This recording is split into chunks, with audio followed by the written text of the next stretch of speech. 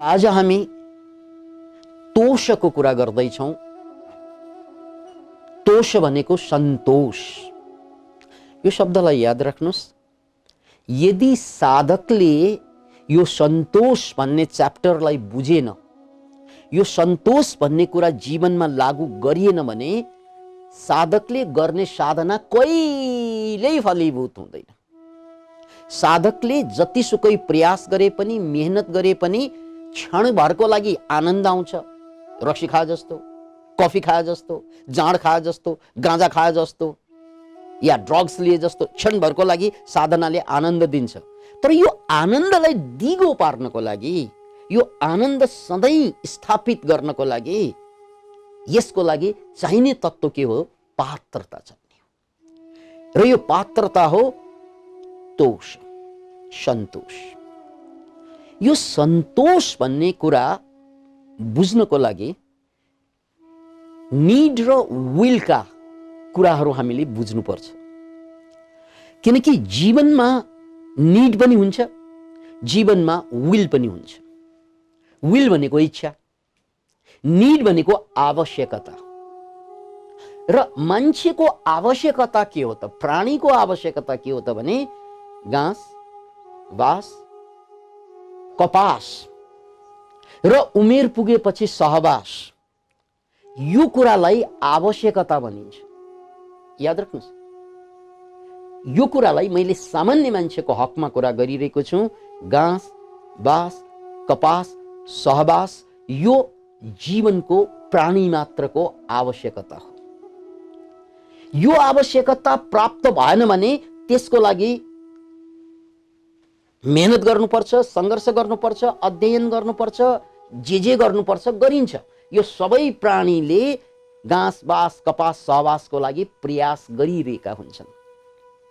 मान्छेको हकमा यो घाँस, बाँस, कपास, सहवास जस्ता कुरा प्राप्त भइसकेपछि मान्छेले थप सुख खोज्छ। अनि सुख कहाँ खोज्छ? इज्जतमा, कहाँ खोज्छ? मायामा, कहाँ खोज्छ? सम्मानमा। अनि उनले सुख संसारमा खोज्न थाल्छ। यहाँनिरबाट भ्रम के सुरु हुन्छ भने सुख भनेको संसारमा पाइन्छ भन्ने भ्रम सुरु हुन्छ। सिनेमा हेर्दाको सुख, पत्नी पतिलाई हेर्दाको सुख, छोराछोरीलाई हेर्दाको सुख, या कुनै चिज प्राप्त गर्दाको सुख, जाँचमा पास गर्दाको सुख, यी सबै सुखहरू एउटा यो सुख क्षणिक हो भनेर बुझ्नु आवश्यक छ भने अर्को कुरा यी सबै सुख बाहिर देखिए तापनि त्यो सुख पनि भित्रैबाट बाहिर निस्केका हुन् भनेर हामीले भुसुक्कै बिर्सन्छौँ। उदाहरणको लागि हामी फिल्म हेर्छौँ र हामीलाई के लाग्छ त भन्नाले फिल्म हेरेर बडा आनन्द आयो, फलाना फिल्म हेरेँ गजबको आनन्द आयो। गलत गलत गलत। फिल्मबाट आनन्द आएकै होइन, फिल्मबाट आनन्द आउने पनि होइन, आएको पनि होइन, तर भ्रम चाहिँ भएको हो। फिल्म हेरेकै हो, हेर्न अगाडि मलाई त्यस्तो आनन्द भएको थिएन, हेरिरहँदा आनन्द भएकै हो, त्यसकारण फिल्म बडा मजाको छ, फिल्म बडा मजाको छ, यस्तो लाग्नु यो भ्रम हो। याद राख्नुहोस्, यो भ्रम हो। किन भ्रम हो भने त्यो फिल्म हेर्दा मेरो मन फिल्ममा एकाग्र भइरह्यो, कथामा एकाग्र भइरह्यो, एक्सनमा एकाग्र भइरह्यो, या गीतमा या नृत्यमा एकाग्र भइरह्यो र त मलाई आनन्दको, सुखको अनुभूति भयो। यदि फिल्मबाट नै आनन्द आएको हो भने भोलि पनि हेर्नुहोस्, पर्सि पनि त्यही फिल्म हेर्नुहोस्, अर्को दिन पनि त्यही फिल्म हेर्नुहोस्, फेरि पनि त्यही फिल्म हेर्नुहोस्। अनि धेरैपल्ट हेर्दा आनन्द आउँछ कि त्यो फिल्म अब बोर लाग्दो हुन्छ। एकजना साधकको पात्रता भनेको सन्तुष्टि हो। अनि सन्तुष्टि केमा त भन्नाले घाँस, बाँस, कपास र सहवास जस्ता यो बेसिक निड्समा सन्तुष्टिको कुरा आउँदैन। त्यो आवश्यकता हो, त्यसलाई खोज्नै पर्ने हुन्छ, त्यसलाई प्राप्त गर्नै पर्ने हुन्छ। तर यदि यी कुराहरू मेरो जीवनमा आइसकेको छ, त्यो मेरो समस्या होइन भने अब योभन्दा बाहेक जे कुरा राम्रो कुरा घट्छ नराम्रो कुरा घट्छ जीवनमा, त्यो सबै कुराप्रति म सन्तुष्ट हुनुपर्छ। यदि म सन्तुष्टि भइदिएन भने मेरो साधना, मेरो आध्यात्मिकता, मेरो अन्तरयात्रा खेर जान्छ। याद राख्नुहोस्, यो पात्रता हो। अब यहाँनिर ह्युमन साइकोलोजीलाई बुझौँ। ह्युमन साइकोलोजीमा हामी मध्ये थुप्रै मान्छेलाई डिप्रेसन लागिसकेका छन्, लागिरहेका छन् र पछि पनि लाग्नेछन्। डिप्रेसन आजको विश्वको एउटा चुनौती रोग हो डिप्रेसन। अनि यो डिप्रेसन जसलाई हुन्छ, त्यो डिप्रेसन भइसकेपछि त्यो मान्छेको चेतनाको स्तर स्वाटै घट्छ। यो कुरा याद राख्नुहोस्, डिप्रेसन भइसकेपछि चेतना, कन्सियसनेसको स्तर स्वाट तलाएर चाहिँ बसिदिन्छ। चेतनाको फुल स्तरलाई यदि 1000 मान्ने हो भने डिप्रेसनमा पुगेका मान्छेहरूको चेतनाको स्तर मात्र नम्बर 20 मा आउँदिन्छ। याद राख्नुहोस्, यदि चेतना, कन्सियसनेसलाई 1000 मान्ने हो भने, यो साइकोलोजिस्टहरूले यसलाई 1000 मानेको छ। चेतनाको युनिट, फुल ब्लोन चेतना 1000 युनिटमा नापिन्छ भने कोही मान्छे डिप्रेसन हुँदा त्यो स्वाट घटेर उसको लेभल 20 मा आउँछ। अनि मान्छे प्रेममा, आनन्दमा, प्रफुल्लित भइरहेको बेलामा, शान्त भइरहेको बेलामा यो स्तर 600 भन्दा माथि जान्छ। याद राख्नुहोस्, हाम्रो कन्सियसनेसको युनिट, जस्तै ध्यानमा हामी शान्त भइरहेका हुन्छौँ, यो शान्तिको अनुभव, यो गहिरो आनन्दको अनुभव भयो भने तपाईँको चेतनाको युनिट 600 मा छ। जबकि एउटा मान्छे जीवनमा सफल जीवन बाँच्नको लागि चेतनाको युनिट 200 भए पुग्छ। त्यो 200 भए पुग्ने ठाउँ 200 भन्दा घट्यो भने चाहिँ मानसिक समस्या सुरु हुन्छ। 200 भन्दा माथि चढ्दै गयो भने चेतनाको युनिट जति माथि चढ्यो त्यति सफल हुँदै जान्छ।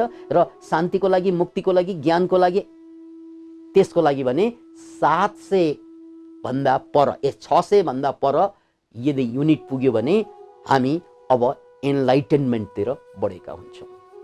अब यो नम्बरको सन्दर्भमा यहाँ मैले कुरा किन उप्काएँ त भन्नाले, चेतनाको युनिट 1000 मानिएको छ र डिप्रेसन हुँदा हाम्रो चेतना खस्दै खस्दै खस्दै 200 मा आएर अड्किदिन्छ। चेतना खस्दै 20 मा आइदिन्छ। त्यसकारण डिप्रेसन भयो भने मान्छेलाई के हुन्छ भने सकारात्मक घटना संसारमा घट्छ, त्यो सकारात्मक घटनाको पनि उसले नकारात्मक व्याख्या गर्छ। याद राख्नुहोस् यो कुरा, जो डिप्रेस भएका छन्, त्यो डिप्रेस भएका पेसेन्टहरूलाई हेर्नुहोस्, या आफै पनि बेला बेला डिप्रेस हुँदा राम्रै कुराको पनि नराम्रो व्याख्या गर्न थाल्छौँ। यो कामै छैन, यो भएर के हुन्छ, यसमा स्वादै छैन। यसरी उसले राम्रो कुरामा पनि स्वाद लिन सक्दैन। राम्रो घटना, राम्रो मान्छे, राम्रो परिस्थिति, राम्रो परिवेश, राम्रो पैसा, राम्रो प्रेम, सबैको नकारात्मक व्याख्या सुरु हुन्छ डिप्रेसन भयो भने। किनभने उसको चेतना स्वाटै घटेको हुन्छ। अर्को शब्दमा भन्ने हो भने डिप्रेस भएको मान्छेले राम्रो कुरा पनि पचाउन सक्दैन। Can you imagine it? नराम्रो कुरा त हामी सबैले पचाउन सक्दैनौँ, नराम्रो घटना हामी सबैले पचाउन सक्दैनौँ, नराम्रो मान्छे हामी सबैलाई मन पर्दैन, नराम्रो परिस्थिति हामी सबैलाई मन पर्दैन। यो हामी सबैको चेतनाको स्तर हो। तर डिप्रेस भइसकेपछि योभन्दा हामी कहाँ पुग्छौँ भने राम्रो कुरा पनि पचाउन नसक्ने अवस्थामा पुग्छ। कुकुरलाई घिउ पच्दैन भने जस्तै डिप्रेसनको लेभलमा पुग्यो भने राम्रो मान्छे खराब लाग्न थाल्छ, राम्रो परिस्थिति पनि निराश वातावरण युक्त लाग्न सक्छ। त्यसकारण डिप्रेसनको लक्षण के हो भनेर बुझ्यो भने, जब राम्रो कुरामा पनि तपाईले खराबी देख्न थाल्यो भने डिप्रेसन सुरु भयो। राम्रो कुरालाई पनि तपाईले स्वाद लिन सक्नु भएन, तपाईलाई असल लागेन, तपाईलाई रमाइलो लागेन, राम्रो कुरामा पनि तपाई तर्किन खोज्नु भयो भने यो डिप्रेसनको लक्षण हो।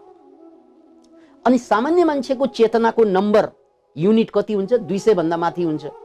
सामान्य मान्छेको चेतनाको युनिट 200 भन्दा माथि हुन्छ।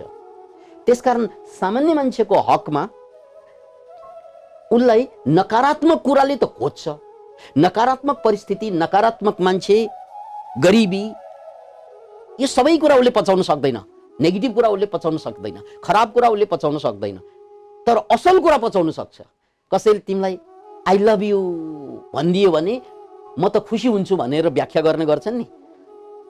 ओ आई लभ यु भनेको त राम्रो कुरा हो, ऊ खुसी हुन्छ। तर डिप्रेसन भयो भने त्यसो भन्दा पनि खुसी हुँदैन। Can imagine it? सामान्य मान्छेलाई परिस्थिति प्रतिकूल भइदिएन, अनुकूल भइदियो, मौसम ठिक छ भने वाउ खुसी हुन्छ। मौसम अनुकूल भइदियो भने खुसी हुन्छ।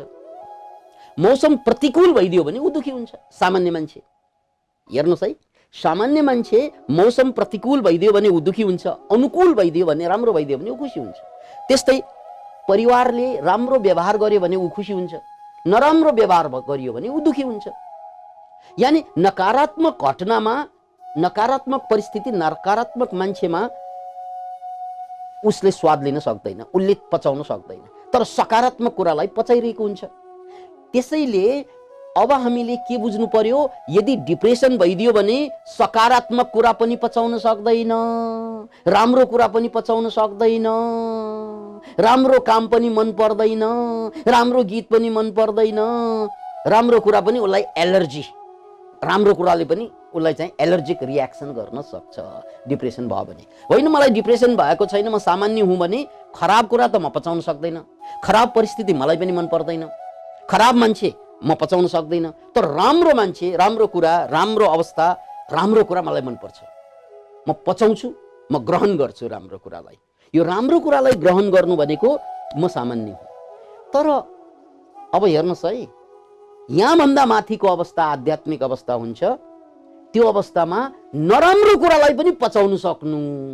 राम्रो त पचाउनु सकियो, नराम्रो मौसममा पनि, मौसम साह्रै टुवालोले ढाकेको छ, बादलले ढाकेको छ, आजको मौसम ठिक छैन भने पनि दुखी नहुनु, सन्तुष्ट के हुनु त भन्नाले, होइन हिजो त राम्रो भएको थियो नि, एक हप्ता अगाडि त राम्रो भएको थियो नि, त्यसकारण आज नराम्रो हुनु ठुलो कुरा होइन। मौसम जस्तो सुकै खराब भए पनि ठिकै छ, किनकि जहिले पनि त यो रहँदैन, भोलि त यही मौसम रहँदैन, त्यसकारण ठिक छ, यो हो सन्तुष्टि। त्यस्तै श्रीमतीसँग झगडा भयो, श्रीमानसँग झगडा भयो, छोराछोरीसँग झगडा भयो, अथवा त्यस्तो समस्या आयो, ऊ दुखी हुँदैन, त्यसमा पनि सन्तुष्ट हुन्छ। कस्तो सन्तुष्टि त भन्नाले, यो झगडा भनेको हिजो अस्ति त भएकै होइन, भर्खर आज भएको हो, अब आज भएको छ भने भोलि हुँदैन, किनकि संसारमा सबै कुरा परिवर्तनशील छ। त्यसकारण यस्तो कुरा आउँछ, यस्तो कुरा जान्छ, त्यसैले ऊ झगडा भएकोमा पनि सन्तुष्ट हुन्छ। ठिक छ नि, कहिलेकाहीँ झगडा हुनु के भयो र? एउटा कविले के लेखे त भन्नाले, एक बार वो वादा करके ना आए तो क्या हुआ। बिस्तारै सुन्नुहोस्, एक बार वो वादा करके ना आए तो क्या हुआ, 100 बार आ चुके हैं वादा किए बगैर। कसैले कुरेर बसेको थियो, कसैले कसैलाई कुरेर बसेको थियो, आइदिएन। तर मान्छे बडा पोजिटिभ मान्छे, उनले के भन्यो, नआएर के भयो त भाइ, मैले आज आउँछु भनेर कसम खाएको हो, आएन, केही छैन, किनकि हिजो अस्ति कसम नखाइकन पनि त्यत्तिकै 100 पल्ट आइसक्यो, आज एकपल्ट नआएर के फरक भयो? हो, यो हो सन्तुष्टि। नआउनुमा पनि सन्तुष्टि भेट्नु। याद राख्नुहोस् यो कुरा, यो हो सन्तोष। त्यसैले मौसम बिग्रिन्छ, हिजो बिग्रेको थिएन, आज बिग्रियो, भोलि सप्रिन्छ। मान्छे पनि त्यस्तै हो, लोग्ने बिग्रिन्छ, हिजो बिग्रेको थिएन, आज बिग्रियो, भोलि सप्रिन्छ। श्रीमती पनि त्यस्तै हो, हिजो बिग्रेको थिएन, आज बिग्रियो, भोलि सप्रिन्छ। छोराछोरी पनि त्यही हो, हिजो बिग्रेको थिएन, आज बिग्रियो, भोलि सप्रिन्छ। र आज सप्रेको भोलि बिग्रिन्छ, भोलि सप्रेको पर्सि बिग्रिन्छ, पर्सि सप्रेको फेरि नि पर्सि बिग्रिन सक्छ, किनकि सबै कुरा परिवर्तनशील भएको कारणले गर्दा सबै कुरामा खुसी मनाउन सकिन्छ। याद राख्नुहोस् यो कुरा। जसरी आज म दुखी छु भने किन दुखी हुनु पर्यो र? हिजो दुखी भएको थिएन, आज दुखी भएँ, भोलि दुखी हुन्न, ठिकै छ। त्यसकारण मेरो दुःखमा पनि दुःख छैन, लज्जा। मेरो दुःखमा मलाई दुःख छैन, किन हिजो अस्ति भएको थिएन, भोलि पर्सि पनि हुनेवाला छैन, आज भए त ठिकै छ। पाहुनाको रूपमा दुःख आइरहेको जीवनमा ताली बजाएर स्वागत गरे। Can imagine? एक्सिडेन्टमा पर्यो, हिजो परेको थिएन, भोलि पनि पर्दैन, आज पर्यो, ठिकै छ, एक्सिडेन्टमा म औषधि उपचार गरौँला, तर यसमा मलाई दुःख छैन, म स्वीकार गर्छु।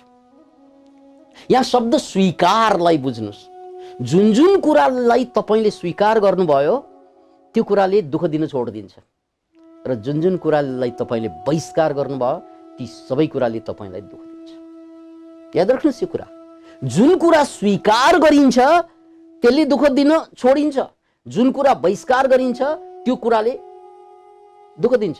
फेसबुकमा एकजनाले लेखेको स्ट्याटस के थियो त भने, गाई भनेको हिन्दूहरूको भगवान हो, तर मुसलमान र इसाईहरूको पकवान हो। यसलाई फेरि पनि सुन्नुहोस्, गाई भनेको हिन्दूहरूको भगवान हो अनि मुसलमान इसाईहरूको पकवान हो। हेर्नुहोस् है, यसरी बुझ्नुहोस्। त्यही गाई हामी भगवान भनेर पुज्छौँ, जसले हिन्दू धर्म मानेको छ, कसैको लागि त्यो पकवान भइदिन्छ। किनकि हिन्दूलाई गाई खानु भनेको साह्रै पीडाको कुरा हुन्छ, पापको कुरा हुन्छ। मुसलमानलाई साह्रै सुखको कुरा हुन्छ। किन? मुसलमानले स्वीकार गर्छ, त्यो हिन्दूले स्वीकार गर्नै सक्दैन। Can you imagine? त्यसकारण दुःख कहाँबाट आउँछ, पीडा कहाँबाट आउँछ भने यो त उदाहरण मात्रै हो, यो उदाहरण हो। संसारको सबै कुरा त्यस्तै हो। संसारको सबै कुरा जसलाई मैले बहिष्कार गरेँ, साला तँ खत्तम छस् भनेर मैले स्वीकार उसलाई गर्न सकेन भने उसबाट मलाई दुःख सुरु हुन्छ। अब उसैलाई ठिकै छ त जस्तो छ, मलाई मनपर्छ, I love you darling the way you are, तिमी जस्तो छौ मलाई स्वीकार्य छ भनिदियो भने फेरि त्यही मान्छे तपाईँलाई, त्यही मान्छेले सुख दिन थाल्छ। त्यसकारण श्रीमती ठिक छैन भने किन ठिक छैन त भन्नाले उनलाई मैले स्वीकार गर्न सकेन, त्यसकारण त्यहाँबाट दुःख सुरु हुन्छ मलाई। श्रीमान ठिक छैन किनकि श्रीमानको चरित्रलाई मैले स्वीकार गर्न सकिनँ। छोराछोरी ठिक छैन किनकि छोराछोरीको चरित्र मैले स्वीकार गर्न सकिनँ। याद राख्नुहोस्, त्यसकारण स्वीकार गर्न सक्यो भने सुख हुन्छ, स्वीकार गर्न सकेन भने दुःख हुन्छ। अर्को नेगेटिभ उदाहरण सुन्नुहोस्। अस्ति फ्रान्समा एकजना टिचरको एकजना मुसलमान विद्यार्थीले टाउको काटिदिए, ठुलो न्युज बन्यो। अब त्यही कुरा, यो कुरा जब त्यो टाउको काट्ने त्यो आतंकीको बुवा कहाँ पुग्यो अनि पत्रकारले सोध्यो, तपाईको छोराले त हत्या गरेछ एकजना टिचरको, के भन्नुहुन्छ तपाईलाई? बाउ चाहिँ बडो गम्भीर भएर के भने त भन्नाले, मलाई गर्व लाग्छ मेरो छोराले धर्म रक्षाको लागि काम गरेको रहेछ, किनकि त्यो टिचरले हाम्रो प्रोफेट मोहम्मदको खिल्ली उडाएको थियो, त्यसकारण त्यो खिल्ली उडाएको कारण त्यसलाई बदला लिनको लागि टाउको काटिदियो। उसले जे गर्यो ठिकै गर्यो र मलाई गर्व छ। अब हेर्नुहोस् है, हत्या गर्नु राम्रो कुरा होइन, उनको छोरा मारियो पनि त्यो पनि राम्रो कुरा होइन, तर बाउलाई कुनै दुःख दर्द छैन किनकि बाउले छोराको हत्या पनि स्वीकार गर्यो, बाउले छोराले कसैको हत्या गरेकोलाई पनि एक्सेप्ट गर्यो, त्यसकारण ऊ त गर्वले छाती फुलाएर भन्छ। हे मनुवा, हे मान्छे, हे मेरो मन, यो जीवनभरको दुःख भनेको जहाँ जहाँ मैले बहिष्कार गर्छु ती सबै कुराहरूले मलाई दुःख दिनु होइन र? एकचोटि हात छातीमा हात राखेर सोध्नुहोस् त, जीवनभरको मान्छेको दुःख भनेको के हो? यो मान्छेले यो गरेको मलाई मनै पर्दैन, यो गरेको मन परेको भए। Can you imagine it? यसको मलाई चालै मन पर्दैन, मन परेको भए, किनकि जुन चाल तपाईलाई मन पर्दैन त्यो मन पर्न सक्छ। Can you imagine it? कसैलाई त मन पर्न सक्छ। त्यसकारण दुःख कहाँबाट सुरु हुन्छ? जहाँ हामी स्वीकार गर्दैनौँ, जहाँ हामी तथ्यलाई स्वीकार गर्दैनौँ, सत्यलाई स्वीकार गर्दैनौँ, त्यहाँबाट दुःख सुरु हुन्छ। अनि सुख कहाँ? जहाँ जहाँ हामी सत्यलाई स्वीकार गर्छौँ त्यहाँबाट सुख सुरु हुन्छ। त्यही हो सन्तोष भनेको। Can you imagine it? जे भइरहेको छ संसारमा, भइरहेका सबै कुरालाई मैले बदल्न सक्दिनँ, संसारमा भइरहेका सबै कुरालाई मैले बदल्न सक्दिनँ, संसारमा सबै राम्रो कुरा पनि घट्दैन। राम्रो कुरा घट्दा त म सामान्य मान्छे हुँ, राम्रो कुरामा त मैले पचाइरहेको हुन्छु। तर खराब कुरा घट्छ, कतै युद्ध हुन्छ, कतै बलात्कार हुन्छ, कतै चोरी हुन्छ, कतै हत्या हुन्छ, कतै लुट हुन्छ, कतै एक्सिडेन्ट हुन्छ, कतै बिरामी पर्छ। अहिले कोरोनाको अन्तर्गत छौँ हामीहरू। यसरी संसारमा प्रतिकूल कुराहरू पनि बाढी जस्तो आइरहेको हुन्छ। अनि ती प्रतिकूल कुराले हामीलाई दुःख दिने हो होइन, हामीलाई त्यसलाई स्वीकार गर्न नसकेको। हामीले त्यसलाई स्वीकार गरेको भए प्रतिकूल कुरा पनि के हुन्थ्यो? सामान्य हुन्थ्यो हामीलाई। खत्तम कुरा पनि सामान्य हुन्थ्यो हामीलाई। मैले उदाहरण दिएँ, हत्या गर्नु राम्रो कुरा होइन, बाउ चाहिँले स्वीकार गरिदियो, त्यो बाउलाई फरक परेन। अब यसको मतलब हत्या गर्नु भन्ने अर्थ नलगाउनु होला। हत्या ठिक पनि भनेको होइन। भन्नु खोजेको स्वीकार गरिएका कुराले पोल्नु छोड्छ र जुन कुरालाई स्वीकार गर्न सक्दैन त्यसले मलाई पोलिरहेको हुन्छ। अतः मैले बुझ्नुपर्ने, हामीले बुझ्नुपर्ने, मान्छेले बुझ्नुपर्ने कुरा के हो त भन्नाले पात्रताको कुरा जो साधकले बुझ्नुपर्ने। यो पात्रता भनेको के हो त भन्नाले जीवनमा प्रतिकूल कुराहरू हजारौं आउँछन्, त्यो सबै प्रतिकूल कुरालाई सके परिवर्तन गर्नु, सके परिवर्तन गर्नु, बसमा छ भने परिवर्तन गर्नु, बसमा छैन भने त्यसलाई स्वीकार गर्नु। यो महामन्त्र बुझ्नु। किनकि प्रतिकूल कुरा सबैलाई स्वीकार गर्नु भनिएको त होइन। प्रतिकूल कुरा मेरो बसमा छ कि छैन। जस्तै छोरा बिग्रिरहेको छ, छोरी, आमा, दाई, भाइ, देशको परिस्थिति, नेताहरू, सबै कुरा बिग्रिरहेको हुन सक्छ। त्यो बिग्रिरहेको कुरालाई बनाउने मेरो ताकत छ भने बनाइहाल्ने, मेरो बसको कुरा हो भने बनाइहाल्ने, किन नबनाउनु। तर मेरो बसको होइन भने बनाउनु पनि नसक्ने अनि स्वीकार्नु पनि सकेन भने के हुन्छ? त्यसले मलाई खोज्न थाल्छ, त्यसले मलाई पोल्न थाल्छ, त्यसले मलाई पीडा दिन थाल्छ, त्यसले मलाई दर्द दिन थाल्छ। अनि त्यो मेरो साइकोलोजिकल प्रब्लम बन्न जान्छ। म दुखी भइरहन्छु। अनि दुखी भइरहनु भनेको मानव जातिको लागि फिजिकल दुःख त ठिक हो, तर साइकोलोजिकल दुःख त अभिशाप हो। किनभने जो मान्छेले जहिले पनि सुखानुभूति गर्न सक्दैन त्यो मान्छे मुक्तिमा कहिले पनि पुग्दैन, समाधिलाई कहिले पनि घट्दैन, इन्लाइटेनमेन्ट उसको लागि यो जन्ममा सम्भवै हुँदैन। त्यसैले चाहे बुद्धको कुरा सुन्नुस् या योगीहरूको कुरा सुन्नुस्, मुक्तात्माहरूले के भनेका छन् भने, याद राख्नुस् यो शब्दलाई, 10 वटा चाहिँ ध्यानका भूमिहरू छन्।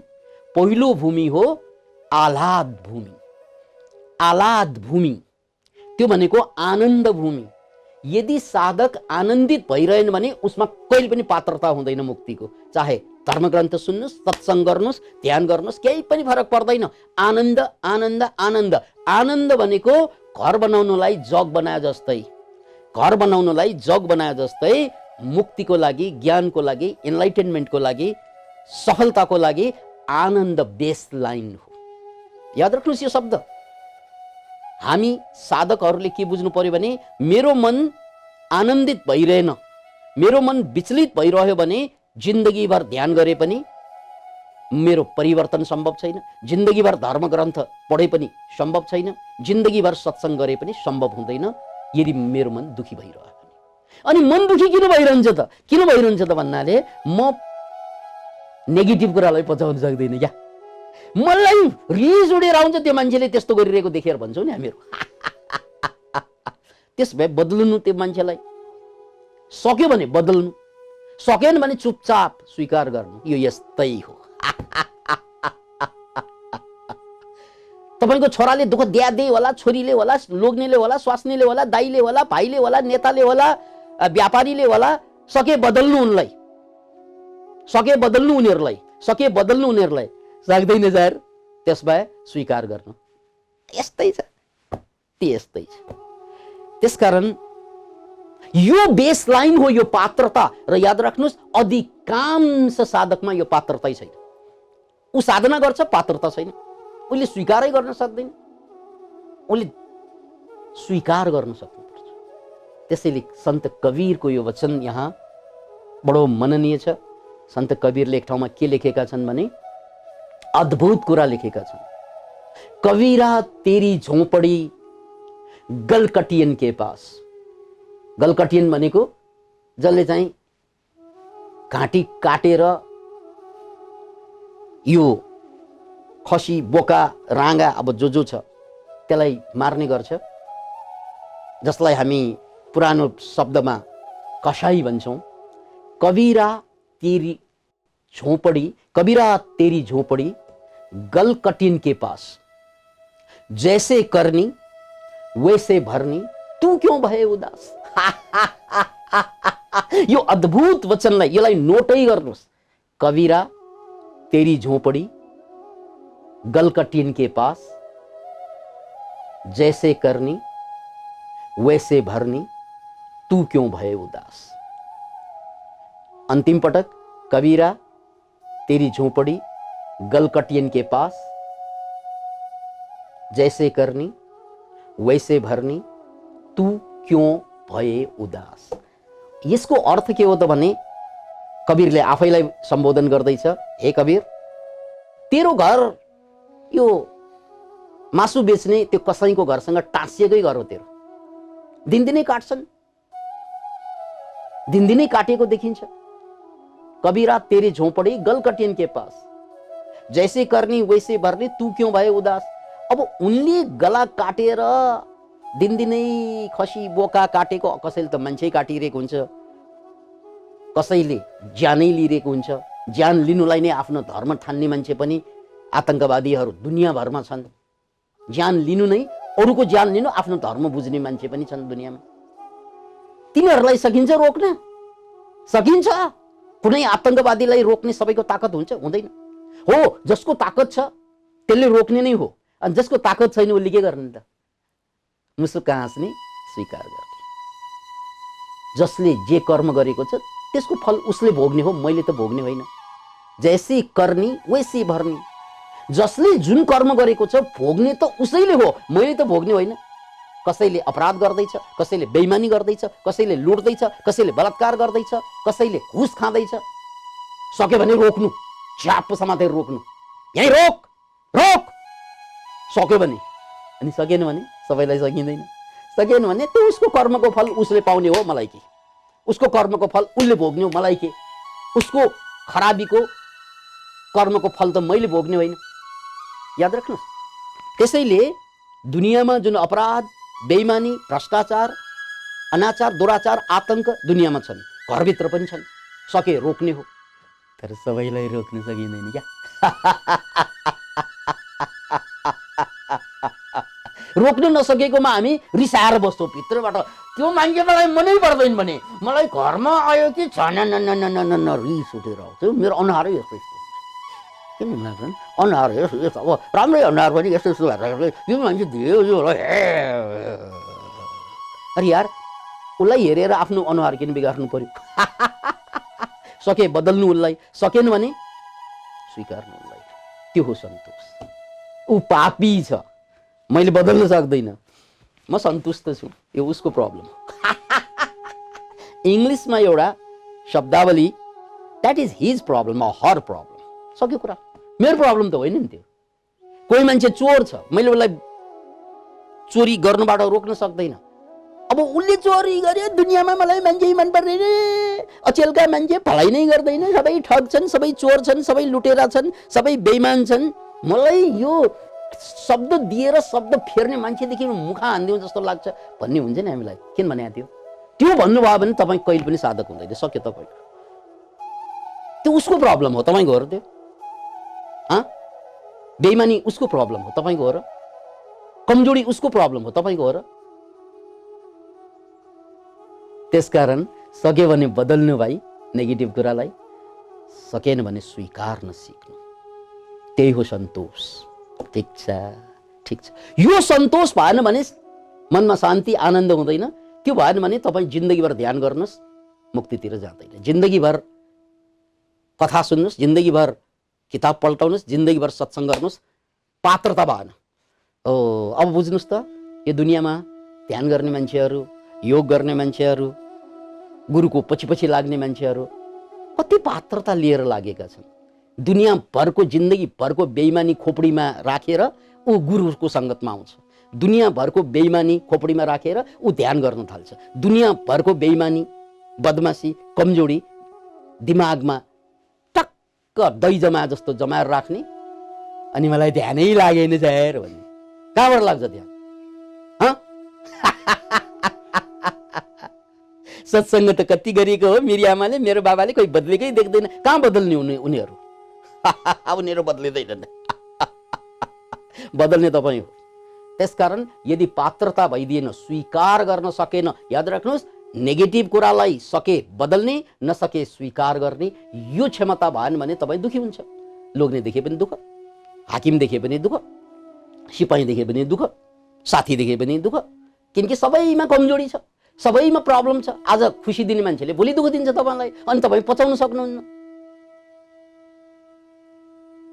एउटा गीत छ नि, आज हम अपनी दुआओं के असर देखेंगे, आज हम अपनी दुआओं के असर देखेंगे, तीर नजर देखेंगे, जख्म जिगर देखेंगे। अरे यार, आज त मेरो दुआ, मेरो आशीर्वादको असर पनि हेरौँला कि कसैले हानेको त्यो बाणले हानेको छिया परेको मुटुलाई पनि हेरौँला। ठिक छ यार, त्यसलाई तिम्रो हान्ने बढी ताकत छ कि मेरो खप्ने बढी ताकत छ, आज त हेरौँ। तिम्रो गाली गर्ने बढी ताकत छ कि मैले स्वीकार गर्ने ताकत बढी छ, आज त हेरौँ। आजमाएर हेरौँ म साँच्चै साधक भएको छ कि छैन। तिमीले बदमासी गर्ने ताकत बढी छ कि मैले त्यसलाई स्वीकार गर्ने बढी ताकत छ, आज त हेरौँ। Can you do that? Can you do that? सक्नुहुन्छ यो गर्न? सकिँदैन भने साधनाले फलीभूत हुँदैन।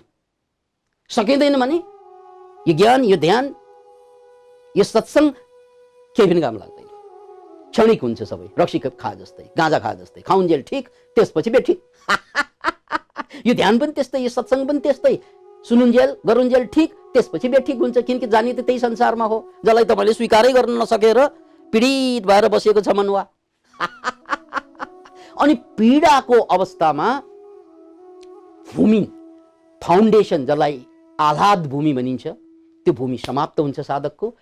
जग नभएको घर ठडिँदैन, त्यस्तै दुखी मन साधक बन्नै सक्दैन। जग नभएको घर ठडिँदैन, दुखी मन साधक बन्नै सक्दैन, मुक्तिको भागी हुनै सक्दैन। यही हो पात्रता महाराज, यही हो पात्रता। यदि हजुरमा यो भइदिएन भने मुक्ति असम्भव हुन्छ।